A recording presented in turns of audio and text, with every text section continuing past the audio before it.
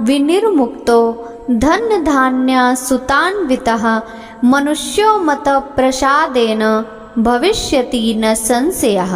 ओम। सभी भक्तों को सादर प्रणाम। आप सभी भक्तों का दिन मंगलमय हो। आप सभी भक्तों पर माँ महालक्ष्मी की कृपा सदा सर्वदा बनी रहे। भक्तों, आज की इस वीडियो में आप श्रवण करेंगे महालक्ष्मी व्रत की कथा। एक समय महर्षि श्री वेद व्यास जी हस्तिनापुर पधारे। उनका आगमन सुन महाराज धृतराष्ट्र उनको आदर सहित राजमहल में ले गए। स्वर्ण सिंहासन पर विराजमान करके चरणोदक लेकर उनका पूजन किया। श्री व्यास जी से माता कुंती तथा माता गंधारी ने हाथ जोड़कर प्रश्न किया, हे महामुने, आप त्रिकालदर्शी हैं, अतः आपसे हमारी प्रार्थना है कि आप हमको कोई ऐसा सरल व्रत तथा पूजन बताएं जिससे हमारा राज्य लक्ष्मी, सुख संपत्ति, पुत्र पौत्रादि व परिवार सुखी रहे। इतना सुन श्री वेद व्यास जी कहने लगे, हम एक ऐसे व्रत का पूजन व वर्णन करते हैं जिससे सदा लक्ष्मी जी का निवास होकर सुख समृद्धि की वृद्धि होती है। यह श्री महालक्ष्मी जी का व्रत है जिसे प्रतिवर्ष आश्विन मास के कृष्ण पक्ष अष्टमी को विधिवत किया जाता है। हे महामुने, इस व्रत की विधि हमें विस्तार पूर्वक बताने की कृपा करें। तब व्यास जी बोले, हे देवी, यह व्रत भाद्रपद शुक्ल अष्टमी से प्रारंभ किया जाता है। इस दिन स्नान करके 16 सूत के धागों का डोरा बनाएं, उसमें 16 गांठ लगाएं, हल्दी से पीला करें। प्रतिदिन 16 दूब व 16 गेहूं डोरे को चढ़ाएं। आश्विन कृष्ण पक्ष अष्टमी के दिन उपवास रखकर मिट्टी के हाथी पर श्री महालक्ष्मी जी की प्रतिमा स्थापित कर विधिवत पूजन करें। इस प्रकार श्रद्धा भक्ति सहित महालक्ष्मी जी का व्रत पूजन करने से आप लोगों की राजलक्ष्मी में सदा भी वृद्धि होती रहेगी। इस प्रकार व्रत का विधान बताकर श्री वेद व्यास जी अपने आश्रम को प्रस्थान कर गए।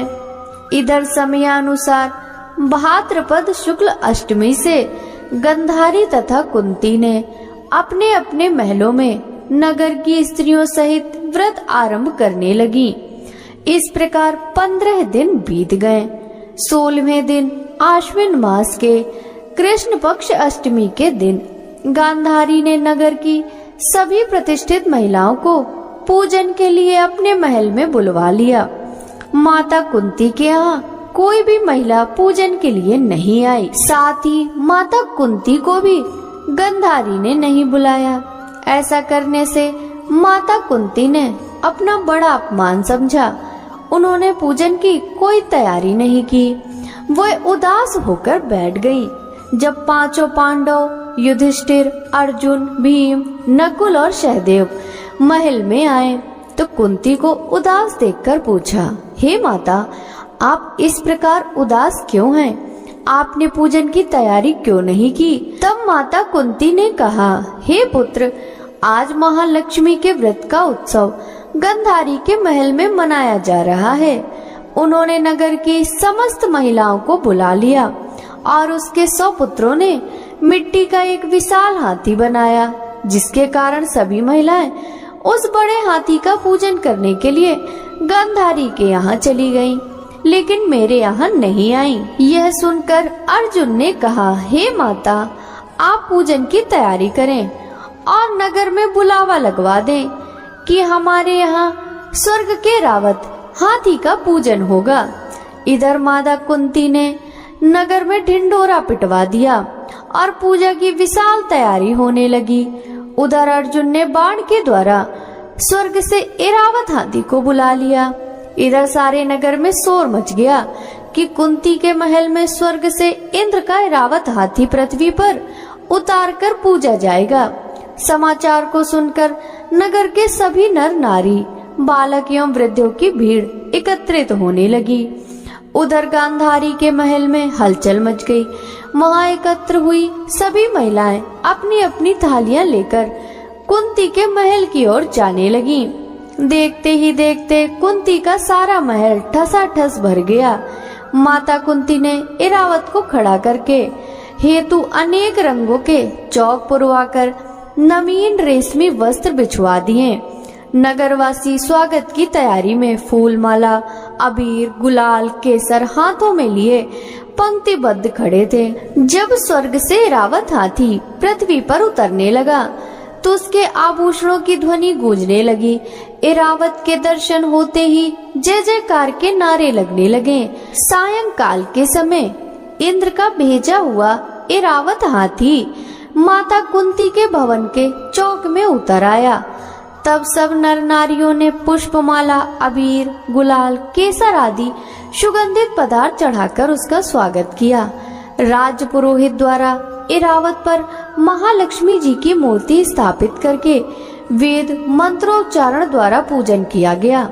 नगरवासियों ने भी महालक्ष्मी का पूजन किया।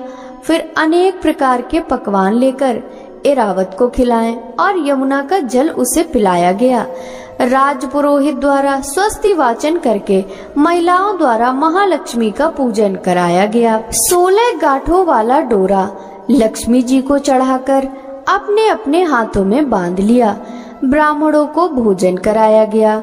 दक्षिणा के रूप में स्वर्ण आभूषण, वस्त्र आदि दिया गया। तत्पश्चात महिलाओं ने मिलकर मधुर संगीत, लहरियों के साथ भजन कीर्तन कर संपूर्ण रात्रि महालक्ष्मी व्रत का जागरण किया। दूसरे दिन प्रातः राज पुरोहित द्वारा वेद मंत्रोच्चार के साथ जलाशय में महालक्ष्मी जी की मूर्ति का विसर्जन किया गया। फिर इरावत को विदा कर इंद्रलोक को भेज दिया। इस प्रकार जो स्त्रियां श्री महालक्ष्मी जी का विधि पूर्वक व्रत एवं पूजन करती हैं, उनके घर धन धान से पूर्ण रहते हैं तथा उनके घर में महालक्ष्मी जी सदा निवास करती हैं। और जो महिलाएं कथा श्रवण करने के पश्चात महालक्ष्मी जी की स्तुति करती हैं, उनकी सभी मनोकामनाएं पूर्ण होती हैं। महालक्ष्मी नमस्तुभ्यं, नमस्तुभ्यं सुरेश्वरी, हरिप्रिये नमस्तुभ्यं, नमस्तुभ्यं दयानिधे। महालक्ष्मी माता की जय। भक्तों, महालक्ष्मी व्रत की पहली कथा समाप्त हुई। अब हम महालक्ष्मी व्रत की दूसरी कथा का रसपान करेंगे। बहुत पुरानी बात है, जब एक बार किसी गांव में एक गरीब ब्राह्मण रहता था। वह ब्राह्मण नियमित रूप से भगवान श्री हरि विष्णु का पूजन किया करता था।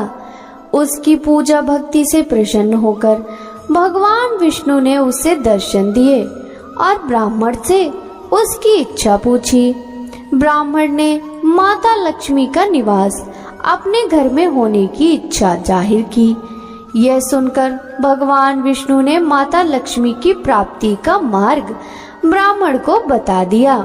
उन्होंने कहा कि गांव के मंदिर के सामने एक स्त्री आकर उपले थापती है, तुम उन्हें अपने घर आने का निमंत्रण देना।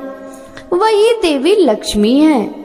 देवी लक्ष्मी जी के आने के बाद तुम्हारा घर धन और धान्य से भर जाएगा। यह कहकर भगवान विष्णु अंतर ध्यान हो गए। अगले दिन ब्राह्मण सुबह ही मंदिर के सामने जाकर बैठ गया और माता का इंतजार करने लगा।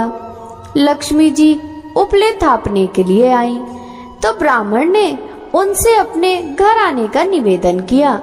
ब्राह्मण की बात सुनकर माता लक्ष्मी समझ गईं कि यह सब भगवान विष्णु के कहने से हुआ है। लक्ष्मी जी ने ब्राह्मण से कहा कि तुम महालक्ष्मी व्रत करो। 16 दिन तक व्रत करने और 16वें दिन रात्रि को चंद्रमा को अर्घ्य देने से तुम्हारा मनोरथ पूरा होगा। ब्राह्मण ने देवी के कहे अनुसार व्रत और पूजन किया और देवी को उत्तर दिशा की ओर मुंह करके चंद्रमा को अर्घ्य दिया। लक्ष्मी जी ने अपना वचन पूरा किया। उस दिन से यह व्रत इस दिन पूरी श्रद्धा के साथ किया जाता है। बोलिए महालक्ष्मी माता की जय हो। कथा पसंद आई हो तो वीडियो को लाइक कीजिएगा। राधे राधे।